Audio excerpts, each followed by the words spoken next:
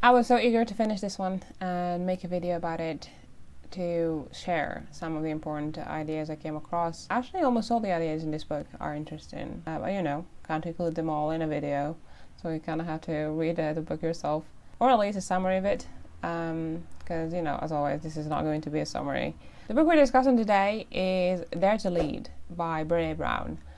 Brené is a researcher known for her work on concepts like vulnerability, shame, courage, leadership. She wrote many books about these topics, and Dare to Lead is actually one of her recent ones. And she mentions content from her previous books for those who didn't read them, like me. So this one had an update on the results of her research. So what she does is that she dissects these concepts like leadership and courage that we often think that we either have or don't have, and she tries to reveal the practical skills behind them so that they can actually be learned and acquired. I believe it's an important book to pick up whether you have an organization of some sort, like if you run your own business and you have employees, or if you're leading a group or a team, or if you're part of that team. Actually, though the book's major focus is on the culture in the workplace, there are things that can be helpful even in our personal relationships and how we interact with each other in general. I think it has powerful resources and tools that can help us become better leaders. We'll just have to practice, and that's the whole point. So what's a leader? According to Brené, a leader is someone who takes the responsibility to find potential in people and processes and has the courage to develop that potential. So in that sense, parents are leaders. Teachers, as she says in the book, are the number one leaders. Everyone, if you come to think of it, is a leader, or at least is supposed to be one. In this video, I'm going to mention two ideas that resonated with me from the book. So let's start. Number 1, clear is kind, unclear is unkind. It's a simple statement, but it's a powerful one. She even argues that it's a transformative one. I mean, isn't it true that we often avoid clarity because we think to ourselves that we're being kind by doing so?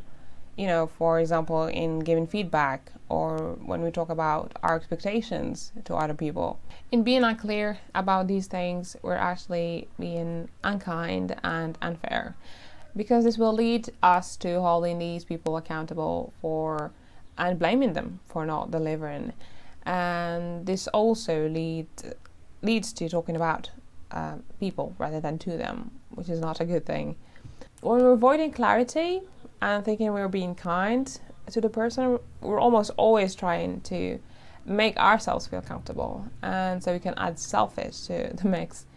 We do this because we have this tendency to avoid tough conversations and flee discomfort, because it takes courage to dig into those. Her research has led her to find out that courage is a collection of 4 skill sets, which makes the 4 parts of the book. I'll cite them quickly. First, rumbling with vulnerability. This is the most important one, and even a foundational one, which means that when things get uncertain and risky, we stay. We don't run away from hard conversations.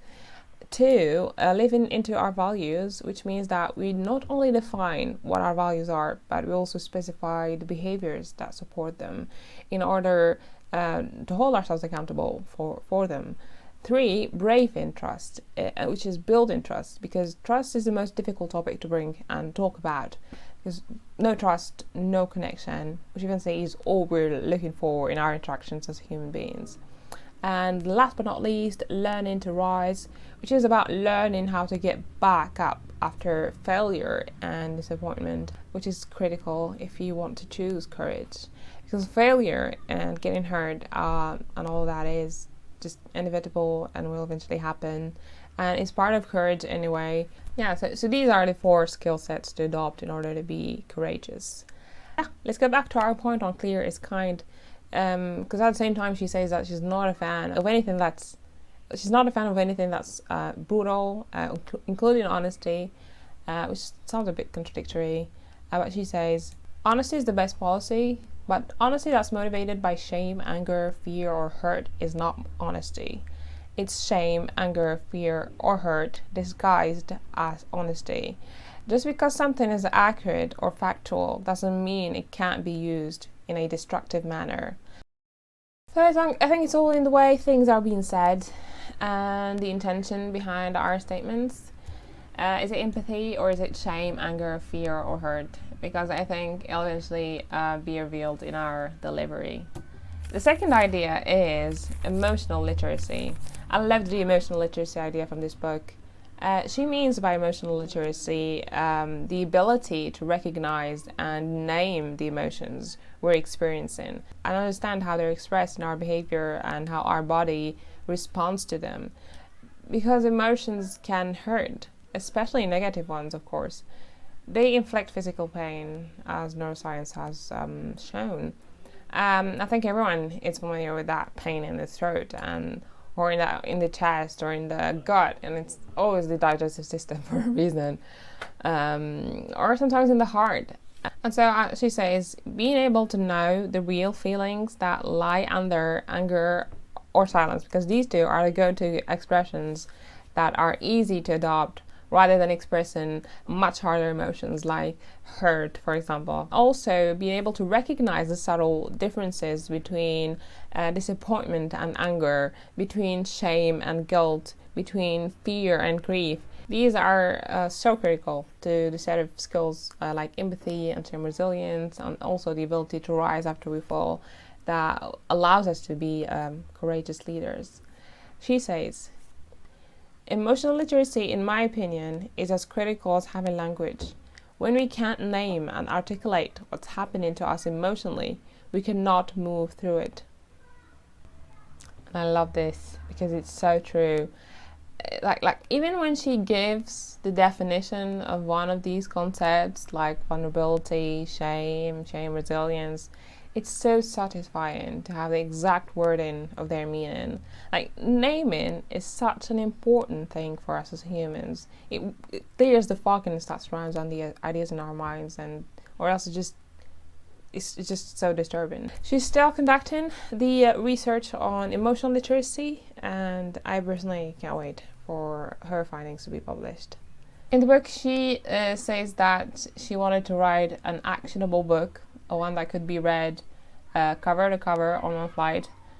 I don't know which flight would that be, because for me it took more than the 23 hours it takes to get from Houston to Singapore, as her husband jokingly suggested. And it's not even a read it in a sleeping position type of book, because that's my favorite reading position. It's really it's been like sitting on my desk, taking notes on Notion type of book. But it's so worth it. Not but because it's so worth it. And I highly recommend it. That's it. We have reached the end of this video. Please give it a thumbs up if you liked it. If that's the case, you also might want to check the list here, the playlist here. And don't forget to subscribe if you're not. Thanks a lot for watching.